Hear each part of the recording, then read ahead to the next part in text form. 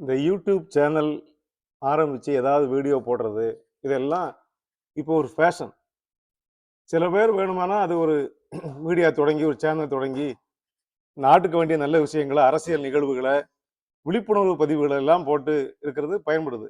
ஆனா எல்லாருமே யூடியூபர்ஸ் தான்.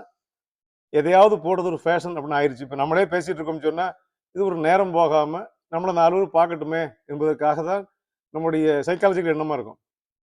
அதான் உண்மை.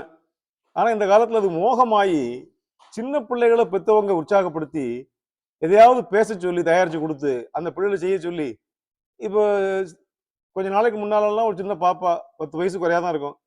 தினமும் வந்து அவளால பேச முடியாது, ஆக்ட் பண்ணுவா. டிக்டாக் மாதிரி அந்த டப் மேஸ் மாதிரி போட்டு வடிவேல் டயலாக் எல்லாம் போட்டு அந்த பிள்ளைய பேச வச்சாங்க. பெரிய பரபரப்பு, அவளுக்கு எக்கச்சக்கமான ரசிகர்கள், ஃபாலோவர்ஸ் எல்லாம் போய் பணம் சம்பாதிக்க முடிற அளவுக்கு போயிருக்குன்னு நினைக்கிறேன்.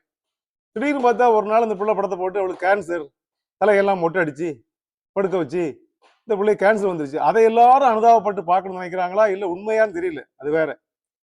இது போன்ற அந்த பிள்ளைகள் பாடம் படிப்புல என்ன ஆகும்? ஏன்னா காலைல பார்த்த செய்தி, ஒரு 3ஆவது படிக்கிற பிள்ளை, 8 வயது 9 வயது ஆகுது.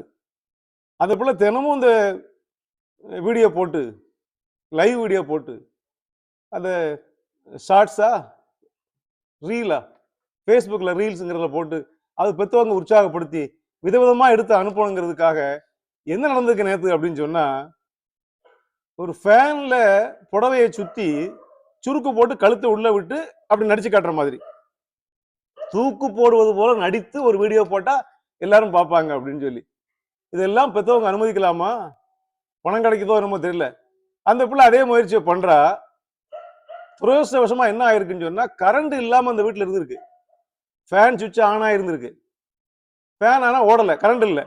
இந்த பிள்ளை கழுத்தை உள்ள நுழைச்சு துணிக்குள்ள நடிக்க போறா, முன்னால வீடியோ எடுக்கிறாங்க. கரண்ட் வந்து ஃபேன் சுத்திச்சு. ஃபேனோட தூக்கி சுத்தி பிள்ளையை தூக்கி எரிஞ்சு ஆள் அந்த இடத்துலயே பரிதாபமான பலி.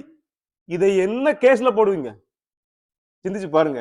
இந்த பிள்ளைய தூண்டியது யார்? அந்த பிள்ளைக்கு ஃபேன்ல கட்ட தெரியுமா? அந்த பெத்தவங்க ஏதோ ஒரு வரியில் அப்படி செய்யறாங்க. இது அநேகமா கொலை கேஸ் தாங்க, வேற ஒண்ணும் கிடையாது.